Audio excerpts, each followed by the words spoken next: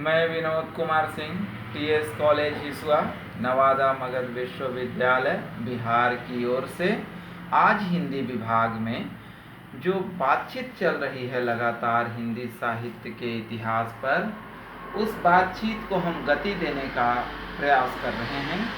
उस गतिमान विषय को अगर देखें तो हिंदी साहित्य के इतिहास पर हम लोग रीतिकाल पे कल बातचीत कर रहे थे। रीतिकाल पे बहुत लंबी बातचीत हो रही है।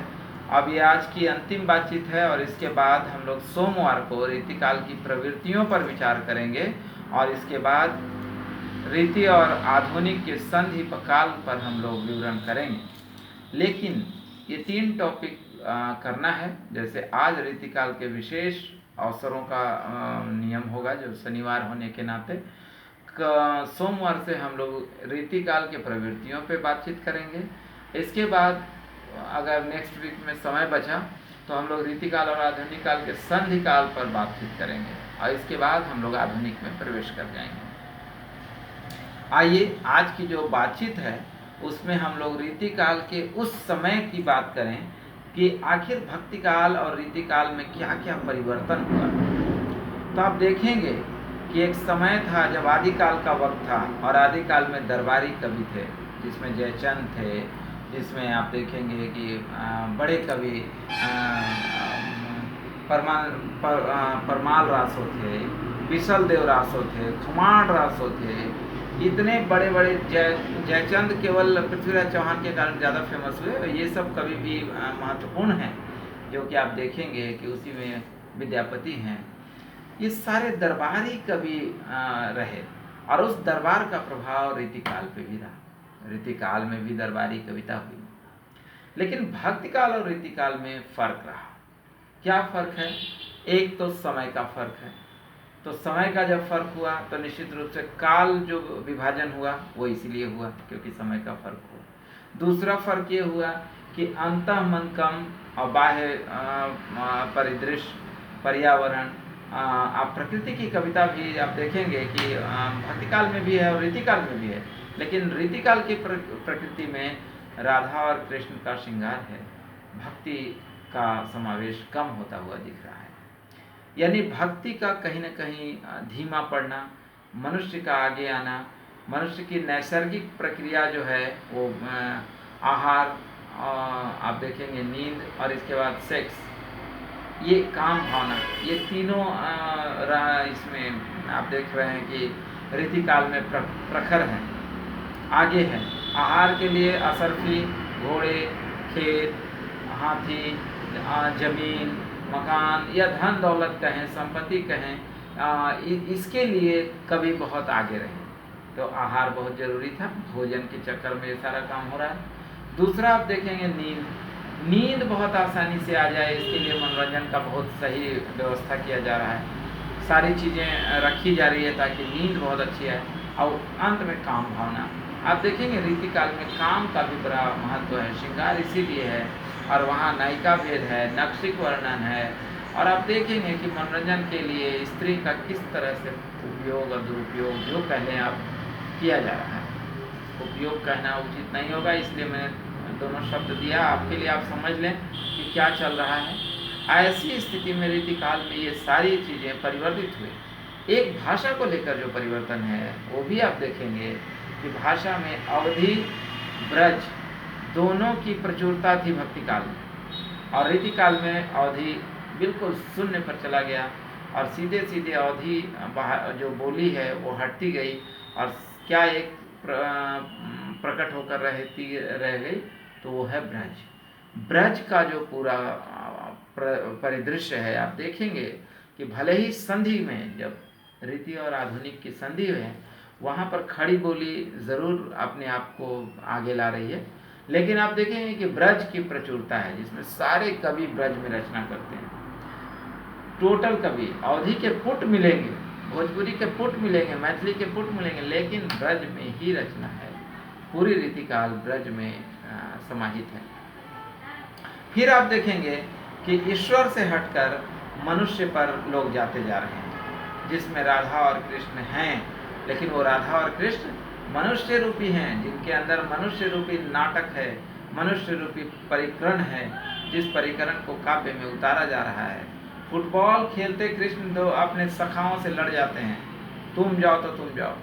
नटखटपन उनमें बहुत है। राधा कृष्ण का श्रृंगार है और अंत में मथुरा वाला राजश्री है, जहाँ पर कृष्ण राजा बनते हैं, उन्हें कर्म की अनुभूति कराई जाती है। ये सारी चीज़ें मनुष्यता की एक निशानी है। लेकिन भक्ति काल में जो मनुष्य है वो ईश्वर रूपी मनुष्य है, जिसमें आप राम को आप देखते हैं कि राम आदर्श बहुत हैं, यथार्थ उनके यहाँ है लेकिन आदर्श हावी है। आदर्शता में वो भूल जाते हैं कि यथार्थ क्या है और क्या होना चाहिए और नहीं होना चाहिए। उनको लगता है कि आदर्श ही सबसे महत्वपूर्ण है और लोक मंगल की भावना बहुत ज़रूरी है। अतः वहाँ जो भक्ति काल में राम हैं वो ईश्वर ज़्यादा हावी है, मनुष्यता कम है। और यहाँ आप देखेंगे कि मनुष्यता हावी है, ईश्वरीय गुण कम है। ये दोनों में फ़र्क है। एक फ़र्क पर और विचार करना जरूरी है कि आप देखते हैं कि इसमें नायक नायिका का बहुत ज़्यादा महत्व दिया गया रीतिकाल में। इसीलिए कृष्ण और राधा भी नायक नायिका के रूप में यहाँ हैं, न कि ईश्वर और देवी और देवता के रूप में। तभी यहाँ जो काव्य है उसकी शैली बदलती है, उस कलाओं का जो भेद है वो दिखता है। आप देखेंगे कि वहाँ शरणागत थे कवि ईश्वर के प्रति, और यहाँ मनोरंजक हो गए हैं कवि। ईश्वर को रखते हैं लेकिन वो किस रूप में, तो नैन नचाई वाले वहाँ पर है। राधा को देखिए क्या कह रहे हैं कि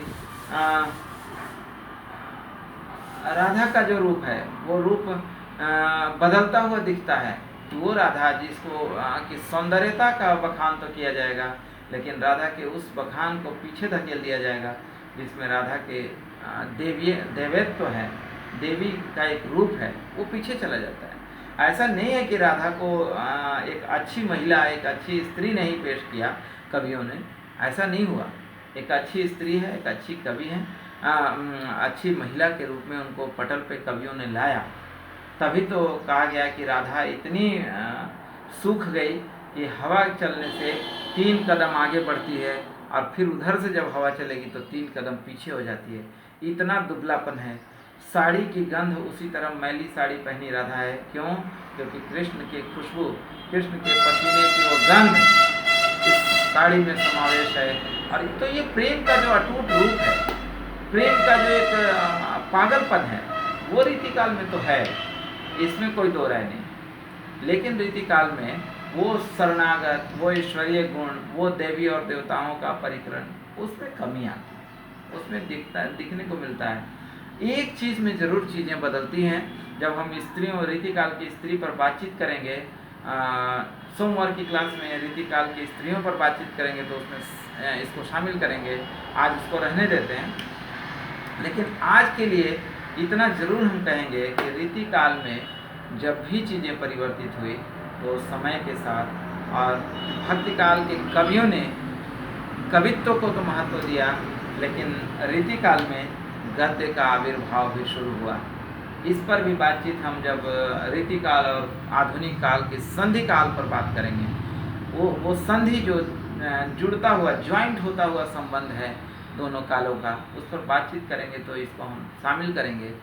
आज के लिए हम ये केवल कह रहे हैं कि भाषा को लेकर, नायक नायिका में के सौंदर्य और सद्भाव को लेकर, आदर्श और यथार्थ को लेकर, मनुष्यता और ईश्वरीय को लेकर ये जो परिवर्तन है वो निश्चित रूप से भक्तिकाल से रीतिकाल को अलग करता है। और यही कारण है कि रीतिकाल और भक्तिकाल में फ़र्क है, दोनों की प्रवृत्तियों में फ़र्क है, दोनों के विशेषताओं में फ़र्क है, दोनों के जो मुखड़े हैं उसमें फ़र्क है, दोनों का जो एक पटल है जो तैयार किया हुआ कविता तैयार होती है उसमें फ़र्क है। और इन्हीं अंतर के कारण आप देखेंगे कि रीतिकाल भक्तिकाल से भिन्न है और दोनों में बहुत दूरी है, सिवाय इसके कि भाषा को लेकर आप ब्रज वहाँ भी है, यहाँ भी है, राधा कृष्ण उसमें भी हैं और इसमें भी है। लेकिन यहाँ राधा कृष्ण पर कविता करने वाले सूरदास स्पेशलिस्ट नहीं है, मतलब विशेषज्ञ नहीं है, बल्कि हल्की फुल्की कविताएं हो रही हैं। राधा के नयन के बारे में चर्चा होगी, राधा के सौंदर्य शारीरिक वर्णन की चर्चा होगी, लेकिन उसकी आंतरिकता की चर्चा, सिद्ध कवि बिहारी को और घनानंद को छोड़ें तो मुझे लगता है कि रीतिकाल में इसका अभाव है। और यही कारण है कि रीतिकाल भक्तिकाल से भिन्न है। आज की बातचीत इतना ही रखें। कल फिर हम लोग रविवार के बाद मिलेंगे तो हम लोग रीतिकाल की स्त्रियों पर बातचीत करेंगे और तब प्रवृत्तियों पे चलेंगे।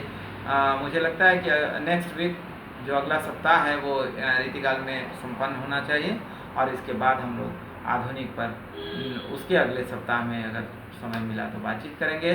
आज के लिए इतना ही। बहुत बहुत धन्यवाद। नमस्कार।